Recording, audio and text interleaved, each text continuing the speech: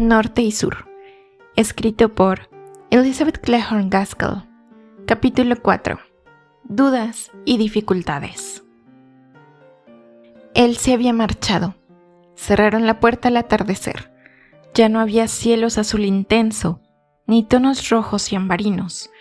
Margaret subió a cambiarse para el té y encontró a Dixon bastante malhumorada por el trastorno que había ocasionado la visita en un día de tanto trabajo. Lo demostró cepillándole el cabello furiosamente, con el pretexto de que tenía mucha prisa para ir a atender a la señora Hill. A pesar de todo, Margaret tuvo que esperar un buen rato en la sala a que bajara su madre.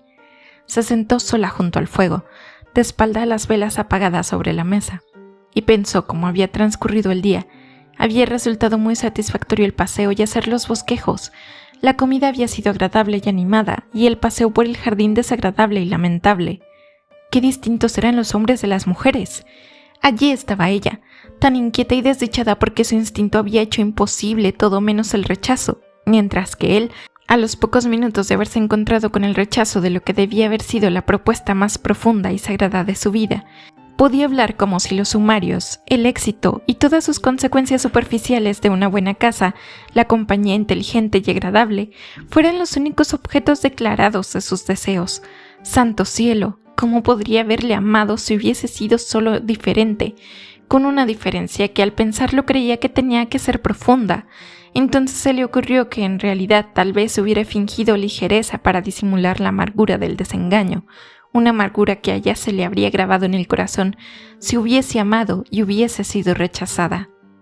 Su madre llegó al fin, antes de que ese torbellino de pensamientos se asentara en algo parecido al orden. Margaret tuvo que desechar los recuerdos de todo lo dicho y hecho durante el día para escuchar con atención el relato de su madre. Dixon se había quejado de que la tabla de la plancha había vuelto a quemarse. Habían visto a Susan Lightfoot con flores artificiales en el sombrero, lo que demostraba su carácter vanidoso y alocado. El señor Hale tomaba a sorbos el té, sumido en un silencio abstraído. Margaret se respondía a todo ella misma. Se preguntaba cómo podían ser tan olvidadizos su padre y su madre tan indiferentes a su compañero durante todo el día, que ni siquiera habían mencionado su nombre. Olvidaba que a ellos no les había hecho ninguna proposición. Después del té, el señor Hale se levantó y se quedó plantado junto a la chimenea con el codo apoyado en la repisa y la cabeza apoyada en la mano, cavilando y suspirando profundamente de vez en cuando. La señora Hale fue a consultar a Dixon sobre la ropa de invierno para los pobres. Margaret preparó la labor de su madre, pensando horrorizada en la larga velada que le aguardaba y deseando que llegara la hora de irse a la cama para poder repasar los acontecimientos del día. «Margaret», dijo el señor Hale al fin, de forma tan súbita y apremiante que la sobresaltó. «¿Es urgente ese tapiz? Quiero decir, si puedes dejarlo un momento y venir a mi estudio, tengo que hablar contigo de algo muy importante para todos nosotros». «Muy importante para todos nosotros». El señor Lennox no había tenido ocasión de hablar a solas con su padre después de su rechazo, porque eso sí que sería un asunto muy importante. En primer lugar, Margaret se sentía culpable y avergonzada de haberse hecho tan mayor como para que pensaran en su casamiento, y en segundo lugar, no sabía si disgustaría a su padre que hubiese decidido rechazar la proposición del señor Lennox. Pero enseguida se dio cuenta de que su padre no quería hablarle de nada que hubiera ocurrido última y súbitamente y hubiese provocado ideas complicadas. Él la hizo sentarse a su lado, avivó el fuego, despabiló las velas y suspiró un par de veces antes de decidirse a hablar. Y sus palabras fueron un sobresalto a pese a todo. «Margaret, voy a dejar Helston». «¿Dejar Helston, papá? ¿Pero por qué?» El señor Hale no contestó de inmediato. Jugueteó unos instantes con los papeles que había sobre el escritorio confuso y nervioso, abriendo varias veces la boca para hablar, pero cerrándola de nuevo sin tener el valor de pronunciar ni una sola palabra. Margaret no podía soportar el espectáculo de aquella tensión, que era incluso más penosa para su padre que para ella misma. «¿Por qué, querido papá? Dímelo». Él alzó la vista hacia ella de pronto y le dijo con una calma lenta y forzada: «¿Por qué no puedo seguir siendo pastor de la iglesia anglicana?» Margaret había imaginado que le habían concedido al fin uno de los ascensos que tanto deseaba su madre, uno que le obligaría a dejar el precioso llamado Helston y que quizá le exigiría irse a vivir en uno de los recintos silenciosos y señoriales que Margaret había visto de vez en cuando en las ciudades catedralicias. Eran lugares grandiosos e imponentes, y le habría causado un dolor profundo, largo y perdurable tener que dejar el lugar de Helston para ir allí. Pero eso no era nada comparado con la impresión que le produjeron las últimas palabras de su padre. ¿Qué quería decir? Era mucho peor por ser tan misterioso. Sintió un súbito escalofrío al ver la expresión de lastimosa angustia de su cara, casi como si implorara un juicio bondadoso y clemente de su hija. ¿Se habría visto implicado en algo que hubiera hecho Frederick? Su hermano era un proscrito. ¿Se habría comprometido su padre llevado por el amor natural hacia su hijo en algún... ¿De qué se trata, papá?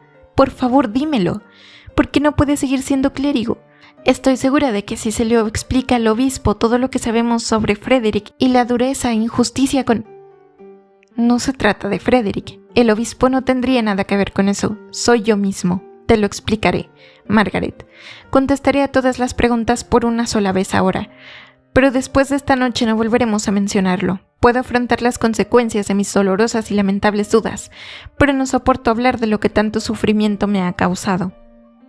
¿Dudas, papá? ¿Dudas religiosas?, preguntó Margaret más asustada todavía. No, dudas religiosas no, ni el más ligero menoscabo en eso. Hizo una pausa. Margaret suspiró como si estuviera al borde de otro nuevo horror. Su padre continuó hablando deprisa, dispuesto a cumplir una obligación.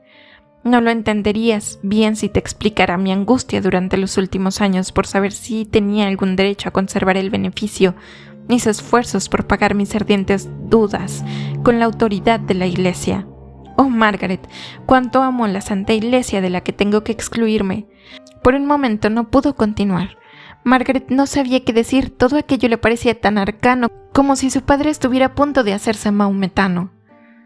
Hoy he estado leyendo sobre los 2000 que fueron expulsados de sus iglesias, añadió el señor Hale con una leve sonrisa, tratando de conseguir un poco de su valor, pero no sirve de nada, es inútil, no puedo evitar lamentarlo amargamente.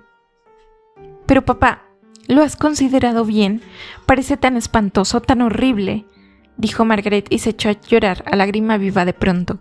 El único fundamento sólido de su hogar, de la idea que tenía de su amado padre, parecía resquebrajarse y tambalearse. ¿Qué podría decir ella? ¿Qué había que hacer? El señor Hale vio la angustia de su hija y se armó de valor para intentar consolarla. Se tragó los sofocantes sollozos sin lágrimas que había estado subiendo de su pecho hasta entonces. Se acercó a la estantería y bajó un libro que leía a menudo últimamente, del que creía que había sacado fuerzas para emprender el camino que había iniciado. «Escucha, querida Margaret», le dijo rodeándole la cintura con un brazo. Ella tomó la mano de su padre entre las suyas y la apretó, pero no podía alzar la cabeza. En realidad su agitación interior era tan grande que tampoco podría prestar atención a lo que leía él. El soliloquio de alguien que fue en tiempos clérigo de una parroquia rural como yo. Lo escribió en Oldfield. Lo escribió el señor Oldfield, pastor de Carsington, en Derbyshire. Sus padecimientos se acabaron. Libró una buena batalla, dijo las dos últimas frases en voz baja, como si hablara consigo mismo. Luego leyó en voz alta. Cuando no puedas seguir en tu tarea sin deshonrar a Dios, desacreditar la religión, renunciar a tu integridad, herir la conciencia, destrozar la paz y arriesgarte a perder la salvación. En una palabra, cuando las condiciones en que debes continuar, si continúas en tu cargo, sean pecaminosas e injustificadas por la palabra de Dios, debes, si has de creer que Dios tomará tu mismo silencio, suspensión, privación y renuncia para su gloria y una mayor difusión del Evangelio. Cuando Dios no te emplee de una forma, aún así, lo hará de otra. Jamás faltará ocasión de servirle y honrarle al alma que desea hacerlo. No debes limitar al Santo de Israel pensando que solo tiene un medio de glorificarse por ti. Él puede hacerlo por tu silencio tanto como por tu predicación, por tu renuncia tanto como por tu continuación en el cargo.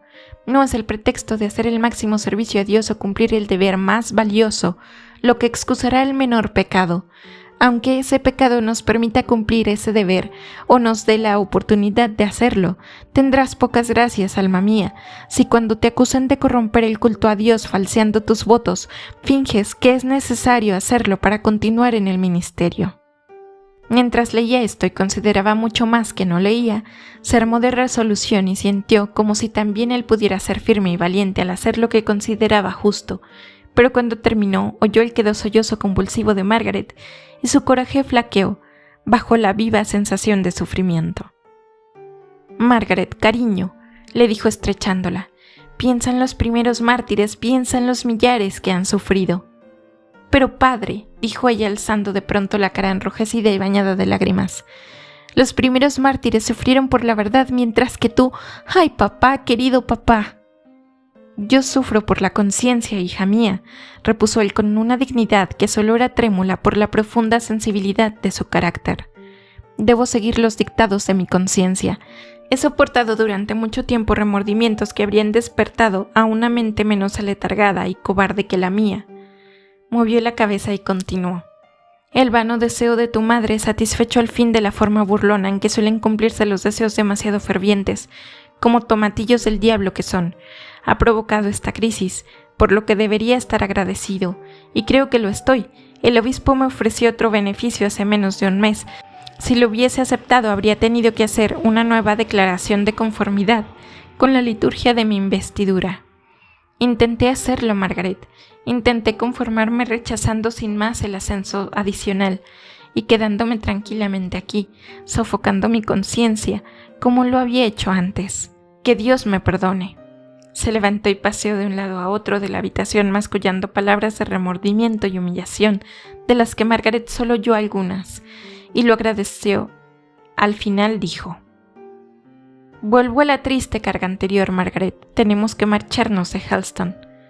«Sí, comprendo, pero ¿cuándo?». «He escrito al obispo, informándole de mi intención de renunciar a la vicaría. Supongo que ya te lo he dicho, pero se me olvidan cosas precisamente ahora», dijo el señor Hale, sumiéndose de nuevo en su actitud abatida en cuanto empezó a hablar de los crudos detalles prácticos.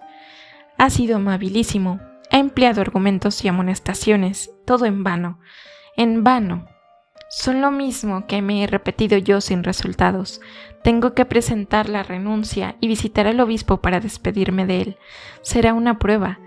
Pero peor, mucho peor será despedirme de mis amados feligreses. Se ha nombrado un coadjutor para que dirija los oficios, un tal señor Brown. Vendrá mañana a quedarse con nosotros. El próximo domingo daré mi sermón de despedida». «¿Iba a ser tan repentino entonces?», se preguntó Margaret, aunque tal vez fuese mejor así.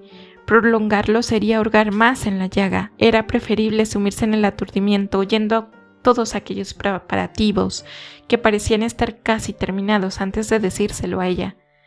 «¿Qué dice mamá?», preguntó con profundo suspiro.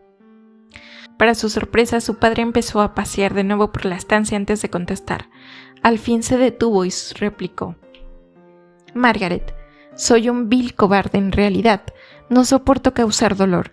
Sé perfectamente que la vida de casada de tu madre no ha sido lo que ella esperaba, lo que tenía derecho a esperar, y ahora esto va a ser un golpe tan fuerte que no he tenido el valor para decírselo, pero hay que decírselo ya», dijo mirando a su hija con tristeza. Margaret se quedó casi anonadada ante la idea de que su madre no supiese nada y todo el asunto estuviese tan adelantado. «Sí, hay que decírselo», dijo Margaret. «A lo mejor pese a todo, no sé. Oh, sí, lo hará. Se disgustará», añadió sintiendo de nuevo el impacto del golpe al intentar determinar cómo reaccionaría otro.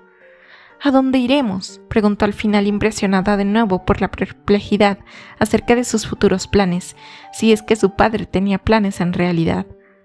«A Milton del Norte», respondió él, tan torpe indiferencia, pues había percibido que aunque el amor de su hija le habría impulsado a apoyarle y a esforzarse para calmarle con su cariño, la intensidad del dolor seguía tan viva en su mente como siempre. «¿Milton del Norte? ¿La ciudad industrial de Darkshire?». «Sí», contestó él del mismo modo abatido e indiferente. «¿Por qué allí, papá?», preguntó ella.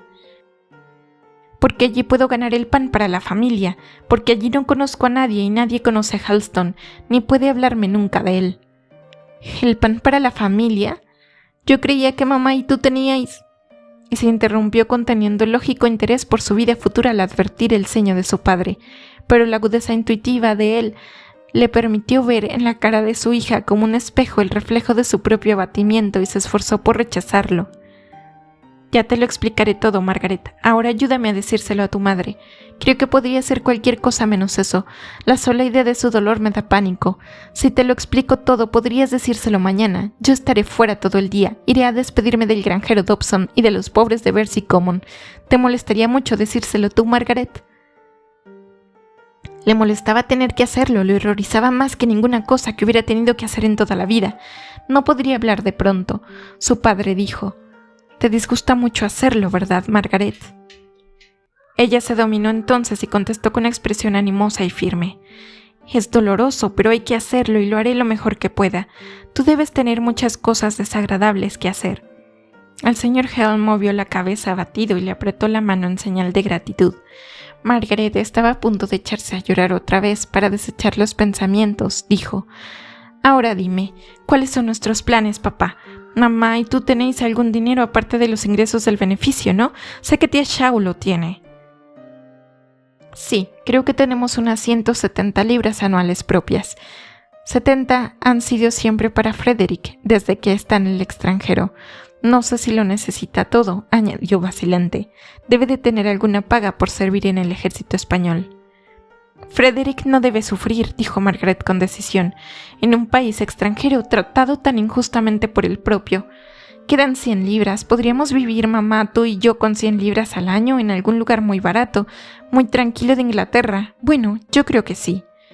«No», dijo el señor Hale, «eso no serviría. Tengo que hacer algo. Tengo que mantenerme ocupado, desechar los pensamientos morbosos. Además, en una parroquia rural recordaría dolorosamente Helston y mis deberes aquí. No lo soportaría, Margaret, y 100 libras al año se quedarían en nada, una vez cubiertos los gastos de la casa, para proporcionar a tu madre las comodidades a las que está acostumbrada y que debe tener. No. Tenemos que ir a Milton.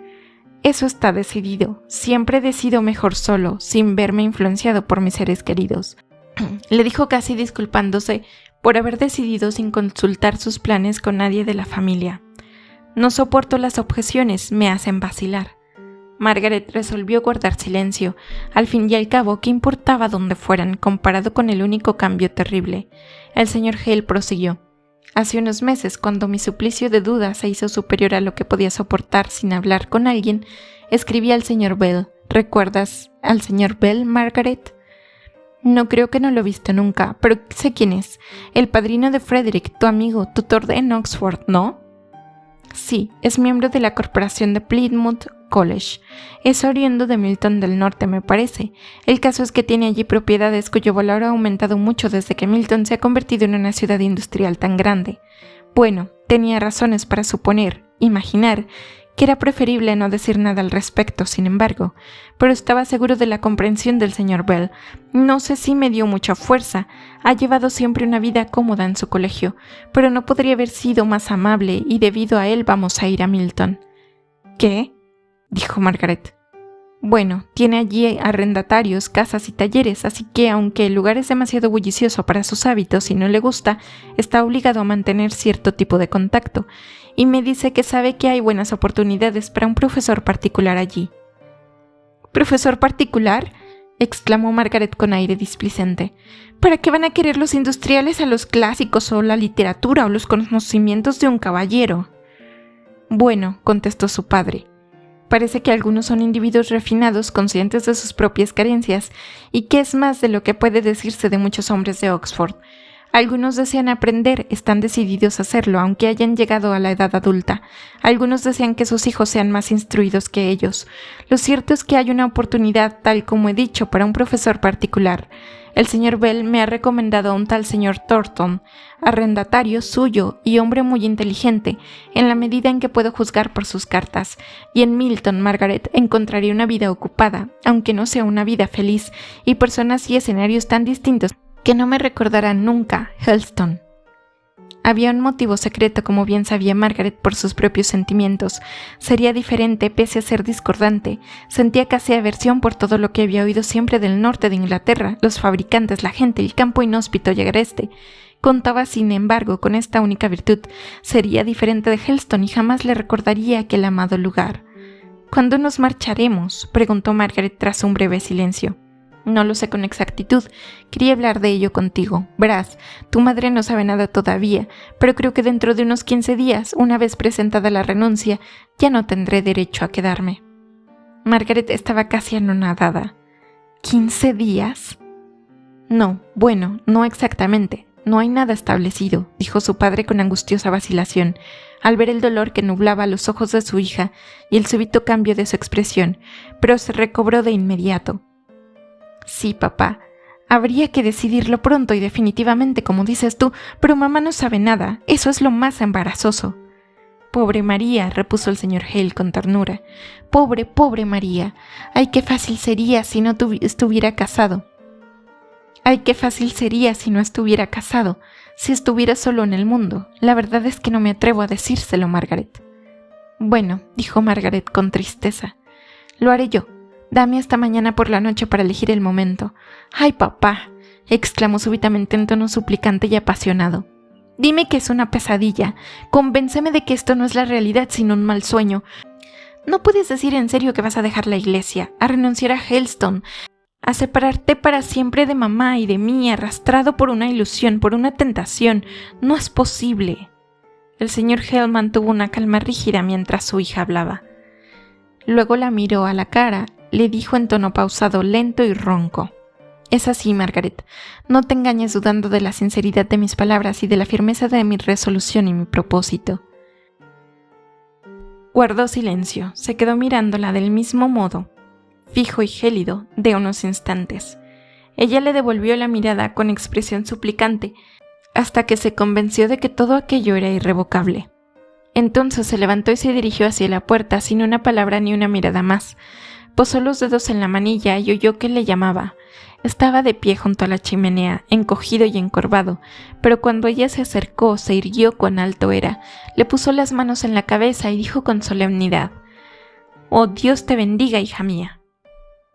«Y que te devuelva a su iglesia», respondió ella desbordada por la emoción. Acto seguido temió que su respuesta a la bendición paterna hubiese sido irreverente, errónea, que pudiese herirle por proceder de su hija, y le echó los brazos al cuello. Él la estrechó unos instantes. Margaret le oyó murmurar para sí: «Los mártires y los confesores tuvieron que soportar más dolor, no flaquearé». En aquel momento lo sobresaltó la voz de la señora Hale, que preguntaba por su hija. Se separaron plenamente conscientes de todo lo que les esperaba. El señor Hale se apresuró a decirle: «Ve, Margaret, ve mañana, pasaré el día fuera. Cuando regrese por la noche, ya se lo habrás dicho a tu madre». «Sí», repuso ella, y volvió a la sala en un estado de aturdimiento y confusión.